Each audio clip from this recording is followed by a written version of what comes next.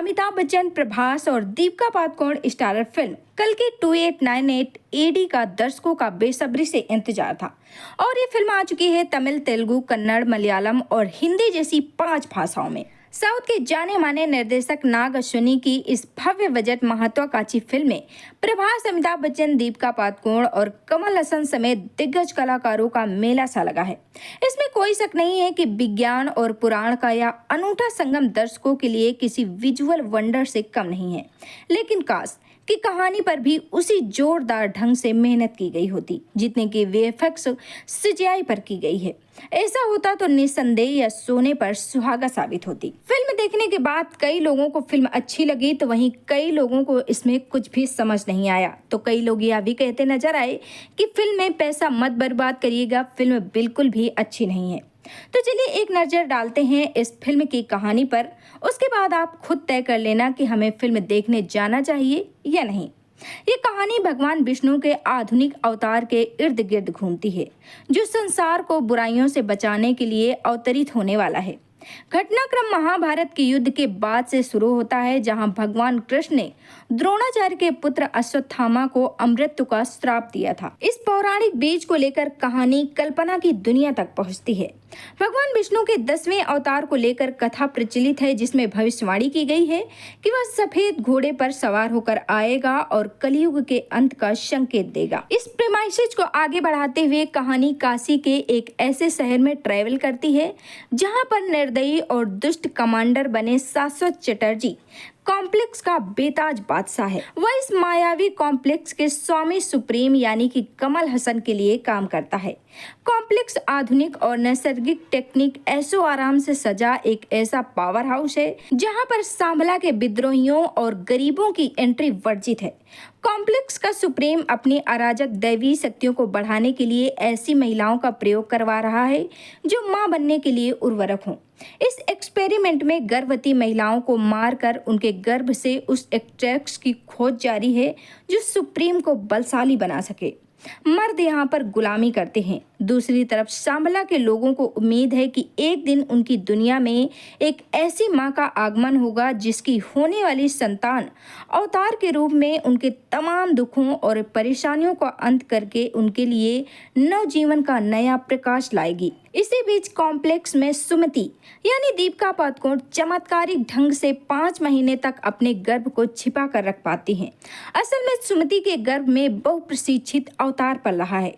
सुमति किसी तरह सुप्रीम के चुंगल से निकलने में कामयाब हो जाती है, मगर बाउंटी हंटर भैरवा यानी प्रभास सुमति को कैद कर कमांडर को सौंपना चाहता है ताकि उसे कॉम्प्लेक्स के ऐशो आराम की दुनिया में एंट्री मिल सके। मगर तब सुमति की रक्षा के लिए पौराणिक युग से अश्वत्थामा यानी कि अमिताभ बच्चन का आगमन होता है। निर्देशक नाग अश्विनी की इस स्टोरी टेलिंग में कई ट्रैक्स और सब ट्रैक्स का एक ऐसा मकड़जाल है जो कंफ्यूजन पैदा करता है।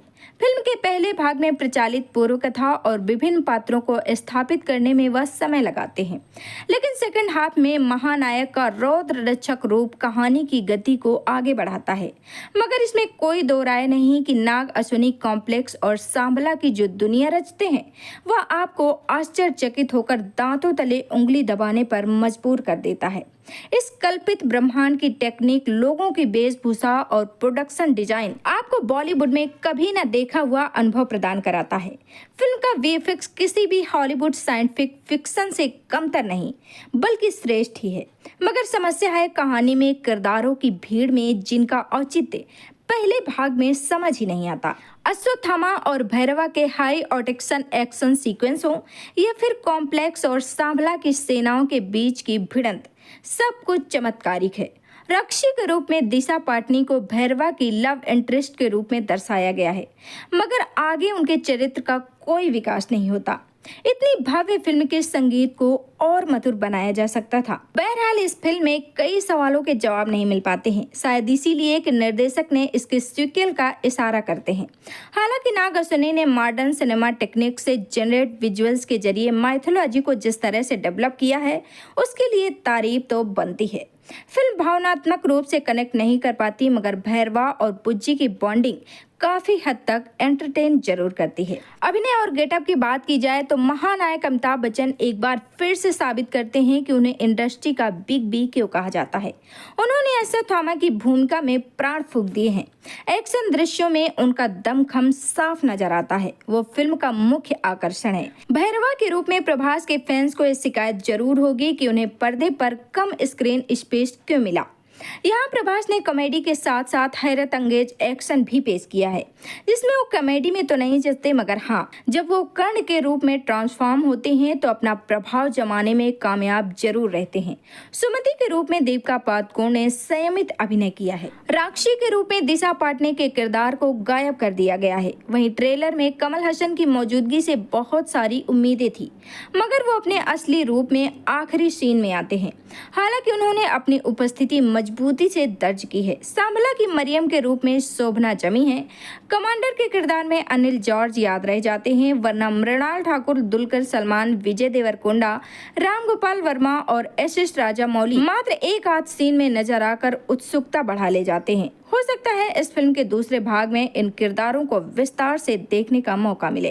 वैसे तो आप इसे प्रभास की फिल्म मान देखने जाएंगे, लेकिन जब थिएटर से निकलेंगे तो अमिताभ बच्चन की ज्यादा चर्चा करेंगे। 81 साल की उम्र में भी उन्होंने कमाल का काम किया है। उनकी बॉडी में फ्लेक्सिबिलिटी दिखाई देती है। प्रभास का भी एक्शन सीक्वेंस दमदार है। खास तौर पर आखिरी के 20 मिनट में उन्होंने पूरी लाइमलाइट बटोर ली है। फर्स्ट हाफ में प्रभास का थोड़ा सा अलग और मस्ती भरा अंदाज देखने को मिल सकता है। दीपिका पादुकोण को जितना भी स्क्रीन टाइम मिला है वो उसमें निराश नहीं करती। फिल्म में दिशा पाटनी का भी छोटा सा रोल है जो उतना इम्पैक्टफुल नहीं है। विलन बने कमल हसन का स्क्रीन टाइम भी कम ही रखा गया है। उनके राइट हैंड बने शाश्वत चटर्जी भी अपने रोल के साथ न्याय करते दिखे हैं। इस फिल्म में आधा दर्जन बड़े एक्टर्स और फिल्म मेकर्स ने कैमियो किया है, जो कि फिल्म का सबसे सरप्राइजिंग पार्ट है। नाग हुसैनी ने फिल्म का डायरेक्शन किया है। फर्स्ट हाफ में फिल्म बोरिंग है, बहुत सारे सीन्स खींचे हुए लग सकते हैं। गानों की प्लेसिंग भी ठीक है। स्क्रीन प्ले काफी ढीला दिखता है, समझ नहीं आता कि कड़ियों को कहां से कहां जोड़ा जा रहा है।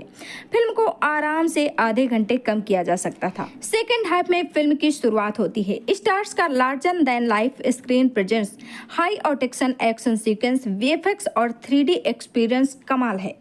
फिल्म का वीएफएक्स काबिले तारीफ है, जिसे बनाने में प्राइम टाइम फोकस की टीम ने जी जान लगा दी है। प्रभास और अमिताभ बच्चन के बीच एक्शन सीक्वेंस अद्भुत हैं। यह एक हॉलीवुड लेवल की फिल्म है, जिसमें कोई संदेह नहीं है कि फिल्म में पैसा लगाया गया है तो स्क्रीन पर दिखता भी है। सिनेमेटोग्राफी, विजुअल और साउंड इफेक्ट्स की तारीफ तो बनती है। ऐसी फिल्में सिर्फ थिएटर में ही देखने लायक होती हैं। अगर आप पर्दे पर कुछ लार्जर देन लाइफ वाला फील एक्सपीरियंस करना चाहते हैं तो इस फिल्म के लिए जरूर जा सकते हैं। क्योंकि फर्स्ट हाफ कमजोर है, इसलिए थोड़ा धैर्य रखना पड़ सकता है। सो आई होप आपको फिल्म की कहानी सुनकर समझ जरूर आ गया होगा कि हमें फिल्म देखनी जानी चाहिए या नहीं। अगर आपको फिल्म की कहानी समझ में आई तो मुझे कमेंट सेक्शन में लिखकर जरूर बताइएगा। तो मुझे रहेगा आपके कमेंट का इंतजार, और बहुत जल्द मिलूंगी आपसे एक बेहतरीन वीडियो लेकर। तब तक के लिए आप हंसते रहें, मुस्कुराते रहें और ढेर सारा अपना ख्याल रखें। और हाँ, बॉलीवुड से जुड़ी हुई ऐसी ही और चटपटी कहानियां जानने के लिए देखते रहिए गॉसिप विद वर्षा। और हाँ, वीडियो पसंद आए तो लाइक, शेयर, सब्सक्राइब जरूर करना। Thank you so much.